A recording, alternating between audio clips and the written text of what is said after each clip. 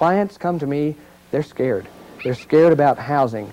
They're scared about shelter. They're scared about energy. They're scared about food. They're scared about water. I just happen to now have the answer to that. It's called an Earthship. 12 years ago, maybe, I knew that I wanted to do a self-sufficient type of housing.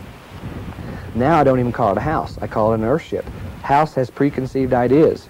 It's a box that has a life support system that needs nuclear power plants or coal-fired power plants or sewers or that dump into the rivers or whatever. I don't want anything to do with house. House is a dead concept in my mind. Earthship is a vessel, a dwelling vessel that will work and can be built anywhere on the planet, that will take care of you without being hooked up to any of these systems that destroy the planet in themselves, that cost a lot of money and we have no control over the price, and that are crooked and politically oriented, and there's so many aspects about these systems that are really bad that I don't want anything to do with them. So I can't have anything to do with the concept of house. So this is a different animal. It's an absolutely different animal. I was fooling around with cans trying to make a building block, and actually made a patented little building block and got a patent on it, and we made a house, and Continental Can and Hekin Can and National Can were all involved, and it was still contrived, but it showed 22 years ago, I think it was, that you could build out of garbage. We built many houses out of cans, and then along comes the energy crunch, and they're looking for ways to store thermal mass in the buildings. So we're looking around at tires, because there's just as many of them as there are cans. But it was cans that put us in this frame of mind to look at discarded products and try to use them in building.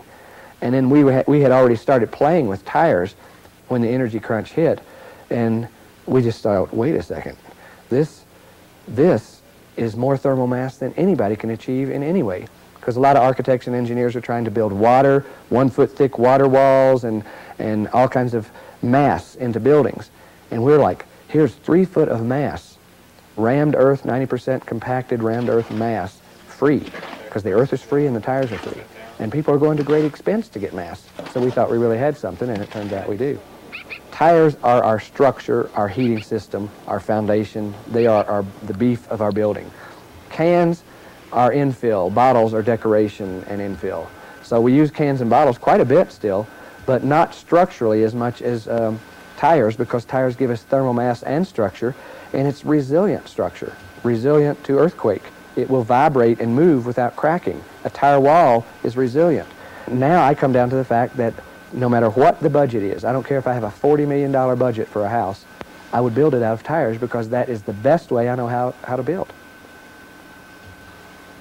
We have written these books, and we have been evolving this Earthship concept for over 20 years, and now we are seeing people buy the books, and many people have built their own home without a contractor, without an architect. I mean, I'm an architect, but they didn't use me as an architect. They bought generic plans and built it from the book, and bypassed architect, bypassed contractor, built their own home, bypassed a bank in terms of a mortgage, because they built it out of pocket over a period of a year or two.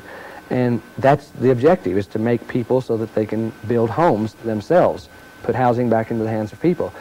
That was successful. From the books, it's working.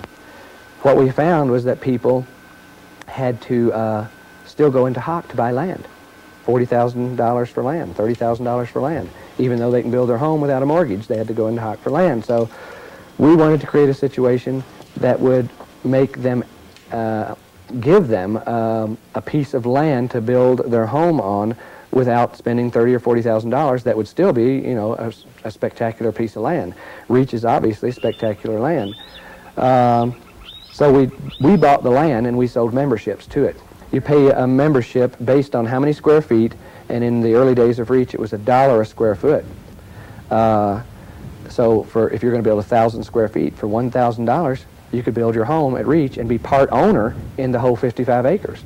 And it's bordered by national forest and everything, so it's an unheard of situation. And it worked. We have a lot of low-end people there who paid $1,000 and started building their home. And at the same time, we got millionaires like Dennis Weaver who also paid $1,000 and built a luxurious home. And what we found out was that the millionaires needed the low-end people to build their houses for them, and the low-end people needed the millionaires to give them jobs. So and they don't mind being neighbors because they're all of the same mind in terms of how we're approaching living on this planet. And so they have something in common. That's the common ground. That's what makes it a little country club. Golf is not the common ground. This concept is the common ground. And it worked. So we have a community of wealthy and poor people built by the people and owned by the people. It's nonprofit, and it pretty much got filled up in terms of members very quickly. And then we're still getting letters and from all over the country of people wanting to get into it, so we started another one.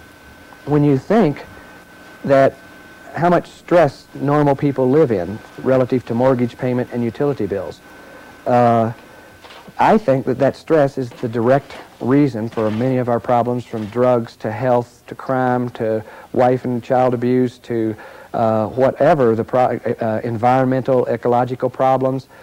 We are living under stress. The wolf is at our door.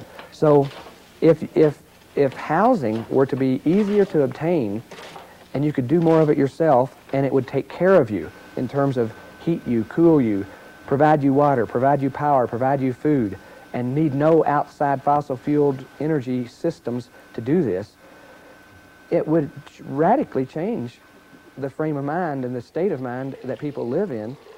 If you take the stress away from people, they're pretty nice, every one of them.